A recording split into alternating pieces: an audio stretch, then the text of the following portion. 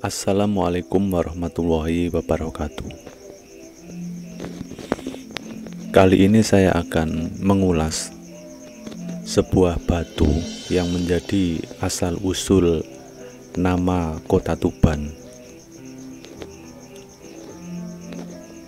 Mengenai asal-usul nama Tuban memiliki beberapa versi. Ada satu versi yang paling dominan adalah nama Tuban dahulunya berasal dari istilah watu tiban yang berarti batu jatuh. Konon, menurut cerita legenda dari beberapa sumber, setelah kerajaan Majapahit runtuh, Raden Patah mengemas semua benda berharga dari kerajaan Majapahit untuk dibawa ke Demak, termasuk pusaka-pusaka kerajaan. Juga tak ketinggalan 2 buah batu keramat yang diyakini sebagai benda pusaka penting yang harus dijaga dan dilestarikan. Pada tampilan video berikut adalah kedua batu yang dimaksud. Berat batu yang tidak ringan, tak mungkin dibawa ke Demak dengan kereta atau orang seperti membawa pusaka-pusaka kerajaan yang lainnya. Lagi pula jarak yang ditempuh tidaklah dekat. Tetapi pada waktu itu banyak orang-orang sakti, sehingga salah seorang begawan memerintahkan pada kedua burung bangau raksasa jadi-jadian untuk dipercayakan membawa dan memindahkan batu ini ke Kesultanan Demak.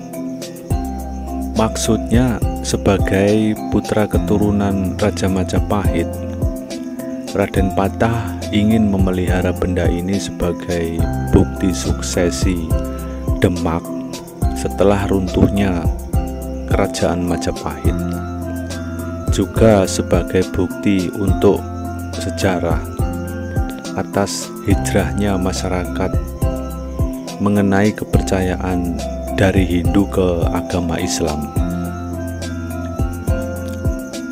Kembali ke burung bangau yang ditugaskan untuk membawa batu tersebut ke Kesultanan Demak. Dengan mudahnya kedua batu itu dibawa terbang ke angkasa, melesat hendak menuju Demak. Dengan santainya tanpa merasa keberatan, kedua burung itu membawa batu tersebut. Dalam perjalanan, sampailah di suatu tempat. Karena angin yang lumayan kencang, kedua burung bangau tersebut terbang agak rendah, melewati sebuah perkampungan di pesisir laut sebelah utara Jawa yang sekarang dikenal dengan pesisir Pantai Bum. Tepat di atas padang rumput dekat pesisir utara kala itu, ada beberapa pengembala kambing yang sedang bermain. Melihat kedua burung raksasa yang membawa batu tercengkeram di cakar-cakarnya, pengembala tersebut berteriak seraya mengejek. Mendengar itu, kedua burung bangau tersinggung dan menjatuhkan barang-barang bawaannya tepat di mana para pengembala sedang bermain. Saking takutnya, mereka lari kocar-kacir menghindari batu-batu tersebut. Tanpa menghiraukan batu-batu bawaannya yang sudah dijatuhkan, kedua burung bangau tersebut tiba-tiba menghilang, lenyap entah kemana.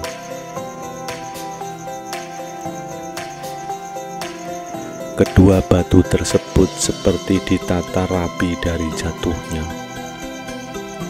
Dan besoknya lagi, melihat benda yang aneh kala itu, masyarakat gempar dan mencoba mencari tahu dari mana benda tersebut.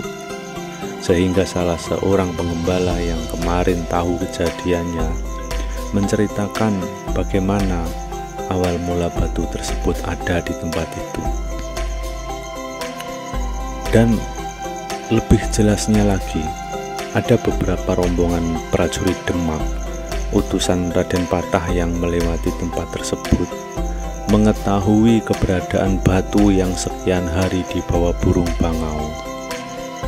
Mereka menjelaskan pada masyarakat dari mana batu tersebut berasal. Dan ternyata Raden Patah juga telah mendengar kabar peristiwa itu, sehingga beliau memerintahkan utusan Telik Sandi untuk menyampaikan pada masyarakat agar batu tersebut dibiarkan di tempatnya jatuh dan dirawat dengan baik. Berdasarkan kejadian itu, tempat yang dulunya dinamai orang-orang sebagai kota Kembang Putih, kota pelabuhan, kini telah berganti dengan nama Tuban, Watu Tiban. Sampai sekarang, batu itu belum pindah dari tempatnya, masih berada tepat di belakang Museum Kembang Putih, bersebelahan dengan makam Kanjeng Sunan Bonang. Pihak museum merawatnya dengan baik. Keduanya dibuatkan cungkup atau rumah kecil berbentuk seperti gubuk untuk melindungi kedua batu itu dari hujan dan panas matahari. Masih terlihat ada beberapa bait tulisan yang terpahat pada batu ini, yang sampai saat ini belum ada yang berhasil mengartikan makna dari tulisan-tulisan tersebut.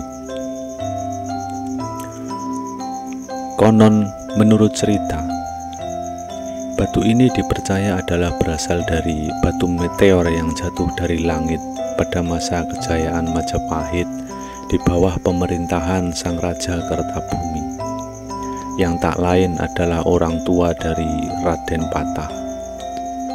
Oleh Sang Raja, diperintahlah seorang resi memahat batu tersebut untuk dijadikan sebuah yoni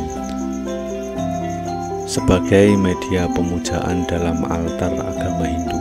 Menurut pemahaman agama Hindu kala itu, yoni adalah benda keramat anugerah dari Sang Hyang Murbaing Dumadi yang mampu mendatangkan berkah kemaslahatan, keselamatan, kemakmuran, ketentraman, dan kebaikan-kebaikan lainnya.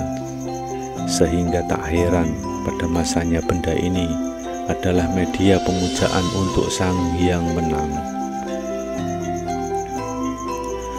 Dan sampai masa ini juga masih ada beberapa kelompok masyarakat yang datang ke tempat batu ini untuk nyekar, ziarah, dan berdoa. Bahkan ada pula yang ngaji dan tahlil.